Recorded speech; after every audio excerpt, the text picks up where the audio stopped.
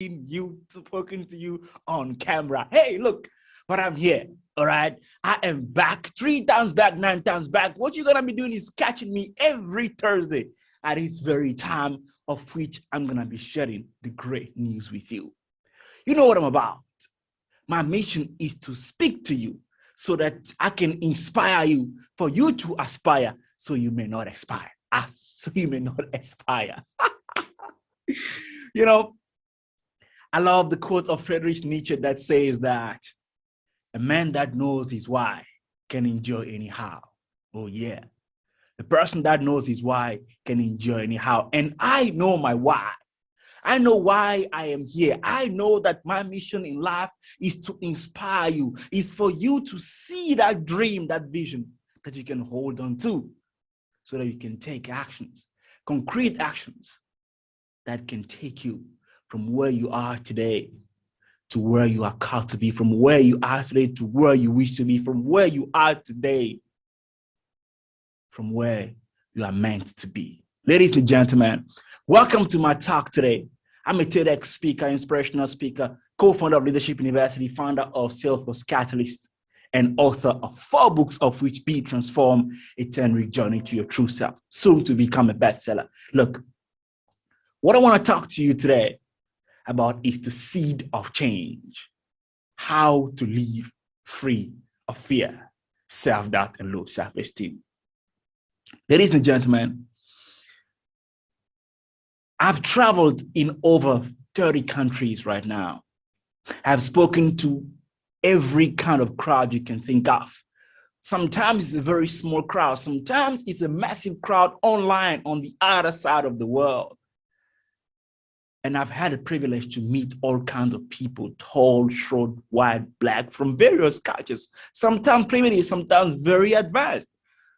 And I've come to understand that whatever we go through in life, it bounds and binds back to 2 categories only. We discover confidence in a particular area, or we become slaves of the 3 toughest demons of mankind that I talk about: fear, self-doubt, and low self-esteem. Fear, false evidence appearing real. I'm sure you've heard that before. I'm sure you've heard that because everybody talk about that fear, false evidence appearing real. But the fear, what is the fear that we talk about? What is that false evidence that it seems to appear real, that seems to hold us back? What is that fear? Fear is nothing more but a recorded memory that we replay by ourselves when we face a similar situation, of which the former situation caused us pain, whether it's emotional and physical pain. Let me repeat that for you one more time. I define fear as that recorded memory which emerged from a situation that caused us emotional or physical pain, of which we replay that memory when we find ourselves in a similar situation. Self-doubt, the paralyzing force which stops us from taking action. And low self-esteem is the feeling of being unlovable, awkward, and incompetent, the lack of confidence. Whoa.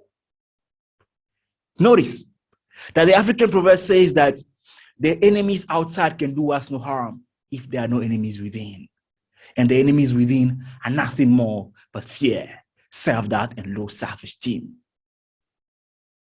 Well, I don't know you though, but I know something about you. I know that there is right now a particular area in your life, whether it's in your job, whether it's in your relationship, whether it is a particular area of your life where you are trying, swinging, and fighting for you to break through. And you consistently falling prey to these 3 toughest demons: fear, self-doubt, and low self-esteem. What kind of life are you living right now? Is it a life through which your actions are inspiring others? I love the quote of Mark Jones, which says that when your actions inspire others to dream more, to be more, to live more, then you are a leader. Oh yeah, don't get me started right now. Okay, I'm on fire, okay? I mean, don't get me started because I will dive into it. How to live and achieve free of fear, self-doubt, and low self-esteem. The three toughest demons that have taken over our lives and that have made of those that could be president. Those three demons have made them janitors. You know what I'm talking about. Of those that were designed for greatness, those three demons have made them mediocre. The great Dr. Miles Monroe says that the richest place on earth is not the oil mine, not the oil rigs of Iran or Iraq. They are not the diamond mines or uranium mines of South Africa. No, they are the gold and diamond mines of Congo. No. The richest place on earth, he says, is a cemetery. Because that is the place that you see dreams that were never accomplished. That is the place you see books were never written. That is the place that you see people that were designed and destined for greatness drop down, give up on themselves, and embrace these three demons. Notice, for these people to actually drop down their fight and give up on themselves, it's a process. And throughout this process, the pattern that you see among them are those that I talk about. Free, that you have to free yourself of fear, self-doubt, and low self-esteem. I've got a friend. As a matter of fact, she's part of this group that I created. This group that I created to train and coach and bring up speakers. Now, this girl, she can speak, all right? Whenever she speaks, you will get the goosebumps, okay? She can speak. She's got the word. She commands the word. When she stand in front of the audience and open her arms and say, hey, I'm here. You've got to listen to me. I'm like, wow, she's got the talent.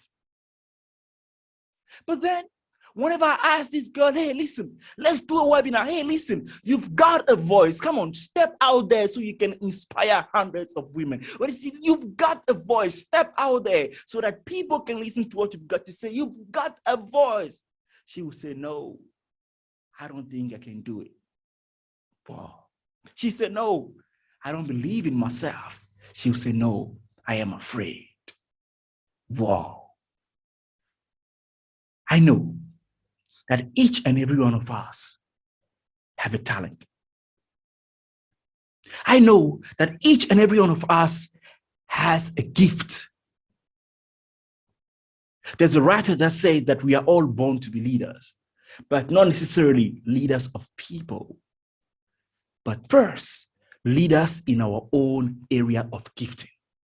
I know that you're listening to me right now. I know that you've got a gift. I know that you've got a calling. I know that is something that you know deep within that if I hold this, I am the master. That if I do this, if I step out there and call my voice out and sing for the crowd, I know what I'm doing. If I step out there, oh man, and start drawing, I know what I'm doing. If I step out there and write a speech and guide people and manage people, or even fabricate some shoes, if I get out there and step into a position of leadership, it just comes to me. I don't have to force myself at it. That is the voice of God that you're hearing. That is the voice of the calling. That is what makes you unique. Now, for some people, they may not know what they have deep within. And such was my case, ladies and gentlemen. Such was my case. I didn't know what I didn't know, but I thought I knew. I was born in a 2-bedroom house in Togo, West Africa. Togo. Yeah, proud, right? Yeah, you know what I'm talking about. Hey, listen, an African proverb says that wherever you come from, you never show your home with the left hand. No. You show with your right hand and you are proud. Oh, yeah. Holla to my Togolese boys out there. I am proud of where I come from. Now, you've got to understand, until about 6 years ago, Yeah. I didn't know. I didn't know, ladies and gentlemen. I didn't know that I could do what I'm doing right now. I didn't know that I too can inspire over 30,000 people around the world. I didn't know that I too could write 4 books. I didn't know that I will speak and get paid for it. I did not know that in me lies the voice of a warrior, not a warrior. I didn't know that in me lies the voice of those that inspire, so you may not aspire. So you aspire in order for you not to expire. Ladies and gentlemen, I did not know. When I left my home at the age of 18 with a backpack and less than $150 in my pocket, with just a conviction, a dream, and a lot of faith, believing that I too can be great, believing that regardless of circumstances, believing that whatever happens, 1,000 may fall on my left and 10,000 on my right, but nothing shall turn on me. Believing that whatever you do to me, oh yeah, I will call success my own. Oh, I gotta tell you, man, if you ask me to do it again today, I'll do it differently though. I'll do it smarter, because I gotta tell you, those days were dark. Papa may have, Mama may have, but Lord bless a child who called his own. Those days were dark, ladies and gentlemen. Martin, he's the owner of the building. Now you gotta understand that it took me about 18 months to go from one side of the country to reach the next. That was South Africa. And for 18 months, my family thought I was dead. Hello there, Mama. You're a grateful man. I love you. Yeah. My family thought I was dead. Oh, yeah. Because you got to understand, I was so broke that even church mice didn't want me. Now you got to understand, okay? If church mice didn't want anything to do with you, then you know that you are really broke. I was so broke, man. A church mice like, who's that? No, he's broke. Nobody. I was so broke, ladies and gentlemen. The church mice didn't even want me. Oh, yeah. Oh, those days came where I had no food to eat for 3 days. Those days came where there was no shelter. I remember where we could go and still dig in the back door of supermarkets to eat close to expired food. Oh, yeah. Tough times never last, but tough people always do. Robert Schuller. How do you live free of fear, self-doubt, and low self-esteem? When I was working by Martin, and Martin called me names, called me Black Monkey. When I was working by Martin in South Africa, and Martin would use and abuse me physically, emotionally, when I was working by Martin, and all he could say, oh Lord, was that I was good for nothing, that I will never make it. Had I listened to Martin today, I would not be speaking to you right now. Had I listened to Martin back then, I will not be doing what I'm doing right now. What is the conviction you have of yourself? What is the vision that you have for your life? What goals are you setting for yourself today? Because those will determine the habit you adopt, and the habit will decide of your future. Oh, I kept going, ladies and gentlemen. I kept going. I love the quote of my main man, Les Brown, that says that when life tries to knock you, try to land on your back, because if you can look up, you can get up. Oh, yeah, I got up over 100 times. The days where I had to sleep on the street, I slept on the street, and the following day went back looking for work. The days where I had no food, oh, I starved myself, and the following day I went back fighting again. The days where I had to sleep on a cardboard and play the role of a security guard and do all kinds of work you can ever think of in your life, those days I did them too, so that I could do what I had to do, so that I could be what I had to be. Oh, yeah. At some point, I was sleeping in a shack, and the rent was less than $20, but I couldn't even afford it, ladies and gentlemen. My ass would come and pay you a visit and be like, come on, let's play some cards. My ass would come and say, you still broke, man? Come on. Oh, listen. I know what it is to live free of fear, self-doubt, and low self-esteem. I made it against all odds. Now, in those times, ladies and gentlemen, in those particular days, I heard two voices. The voices that will tell me, hey, listen, it's over. The voices that will tell me, hey, listen, it's about time that you throw the towel. Go back home. And the voices that will tell me, hang in there. Just don't give up on yourself. It's going to be great again. The voice that will tell me that I can do all things through Christ who strengthens me. The voice that will tell me that I am made in the image of God. Therefore, anything that I set my mind to, anything that I believe I can achieve. And guess the voices that I listen to? Oh, guess the voice that I still listen to till today. I listen to the voice that tell me that I am more than a conqueror, that I can rise above those three toughest demons. Ladies and gentlemen, I gotta tell you, I fought a good fight. I remember when I got the opportunity to be a salesperson. I'm like, okay, what am I gonna sell? Isabel Kukumor was a recruiter. What am I going to sell, Isabel? Isabel says you are going to sell a vacuum cleaner. Vacuum cleaner? Whoa. What is a vacuum cleaner? I mean, I gotta tell you, by then I was by the age of 21, but I had never seen a vacuum cleaner in my life. Oh yeah, you laugh now. But it wasn't funny back then. I had never seen a vacuum cleaner. All I was given was a sales script and myself. And no trouser, no shirt to wear. Thanks to my friend, the pastor, that gave me a brand new trouser, a brand new shirt. And I wore that every day as if they were mine. And doing it all the way over again. Hi, ma'am, how you doing? Come closer. Let me tell you why this is my bestseller. Hi, ma'am. Hi, sir. How are you today? Come closer. I've got a minute of your time. I will tell you why this vacuum cleaner will clean your home like nobody's business. Hi, ma'am. How are you today? Come closer. I gotta tell you why this machine sucks. Like how it's going to suck all the dirt in your house in a blink of a second. Oh yeah. I did that every single day for 3 years. Oh yeah, 15 hours a day.